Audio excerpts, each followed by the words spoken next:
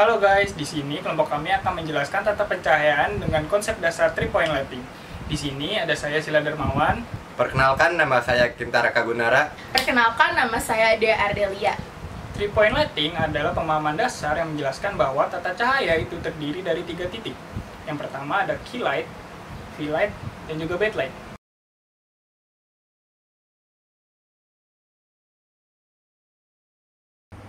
Ya, tadi Sila udah menjelaskan apa itu 3-point lightning dan apa saja 3-point lightning. 3-point lightning ada key light, V light, dan backlight. Di sini saya akan menjelaskan tentang key light. Nah, itu adalah key light yang kami gunakan pada video sekarang. Key light merupakan cahaya utama dari 3-point lightning. Key light merupakan kunci serta inti dalam memberikan cahaya utama kepada objek. Key light bisa juga disebut cahaya primer. Gas key light adalah memberikan cahaya di bagian depan, entah itu secara formal maupun di sisi kiri atau sisi kanan bagian depan. Yang jelas, key light merupakan cahaya yang paling dominan yang disorotkan kepada objek.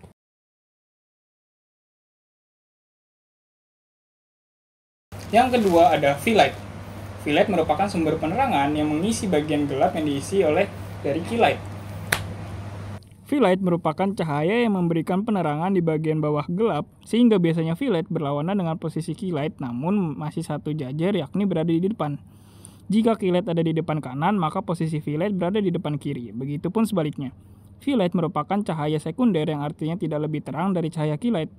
V light digunakan untuk mengurangi perbedaan yang signifikan antara cahaya dari satu sisi dengan sisi lainnya. Ini dilakukan agar perbedaan dimensi tidak terlalu kontras dengan objek.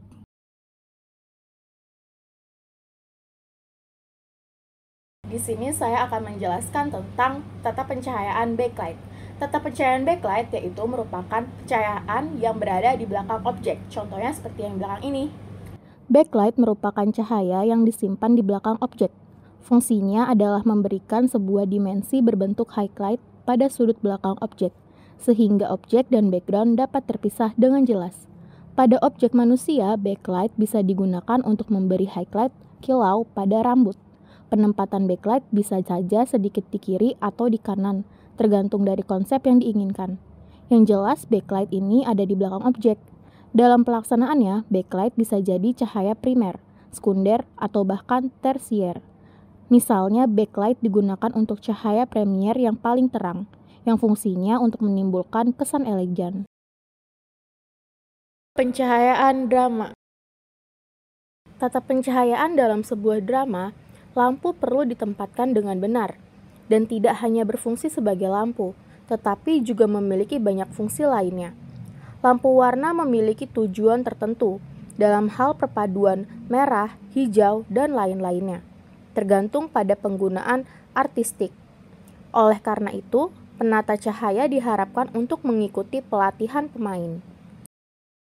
Pencahayaan panggung. Set panggung bagus serta tata cahaya yang sempurna menjadi perpaduan berbagai program televisi, sehingga acara tersebut menjadi terlihat lebih menarik. Sebut saja acara ajang pencarian bakat Indonesia Idol, X Factor, The Voice, dan yang paling terakhir The Rising Star. Efek-efek dari tata cahaya menjadikan keempat acara televisi tersebut terlihat mewah.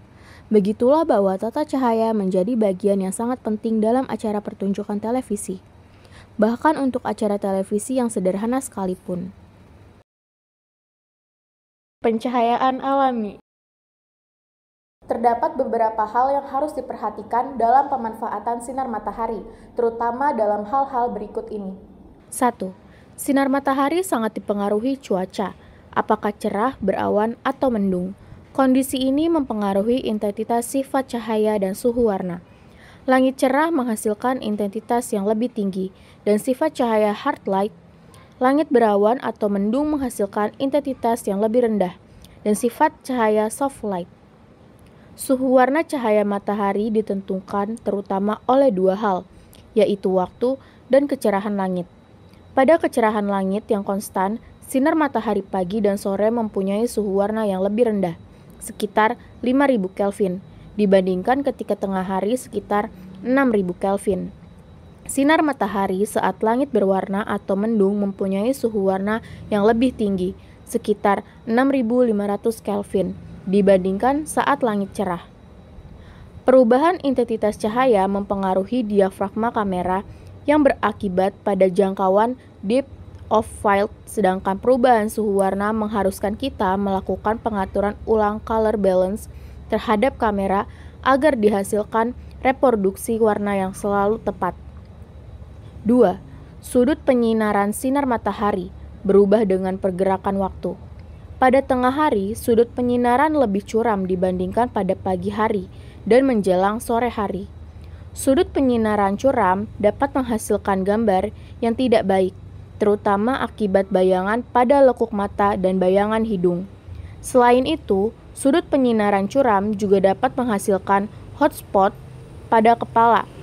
Oleh sebab itu, sebaiknya dihindari pengambilan gambar pada saat matahari tepat di atas kepala. Sudut penyinaran yang dimaksud di atas adalah sudut ditinjau dari bidang vertikal, ditinjau dari bidang horizontal.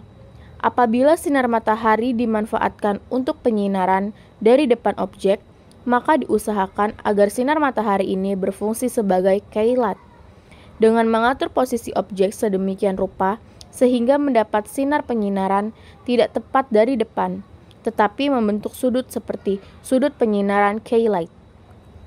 Apabila sinar matahari difungsikan sebagai backlight, sudut horizontalnya tidak begitu berpengaruh, karena pada keadaan ini, sudut penyinaran dari reflektor yang berada di depan objek lebih berpengaruh. Penggunaannya hanya sinar matahari. Untuk pengambilan gambar di luar studio ada kalanya, bahkan mungkin seringkali kurang memadai apabila kita ingin meniru prinsip penyinaran 3 titik 3-point lighting, seperti halnya di studio. Pencahayaan dalam ruangan. Dalam pencahayaan indoor, cahaya terbagi menjadi dua, yang keras membentuk bayangan yang tajam dan dalam dengan tepi yang jelas, seperti casing di tengah hari yang cerah. Cahaya lembut membentuk bayangan yang lebih lembut dengan tepi yang kurang jelas, seperti casing pada hari yang mendung. Itu karena cahaya memantulkan dan menyebar ke berbagai arah dan tumpah ke dalam bayangan, sehingga ukuran cahaya menjadi jauh lebih besar. Semakin dekat cahaya ke subjek, semakin besar ukuran efektif dan semakin lembut. Lebih banyak cahaya adalah dari subjek, semakin kecil ukuran efektif dan sulit. Jadi Anda dapat dengan mudah mengubah kualitas cahaya dengan mengubah ukuran secara efektif. Ini memunculkan masalah lain, yaitu kontras. Kontras adalah perbedaan antara bidang cahaya dan bayangan tempat Anda. Semakin banyak perbedaannya, semakin dikatakan kontras adegan tersebut. Semakin kecil perbedaannya, semakin sedikit kontras yang dapat dikatakan. Ya, itu saja sekian dari kelompok kami yang dapat disampaikan. Semoga bermanfaat untuk kalian semua ya. Sekian dan terima kasih.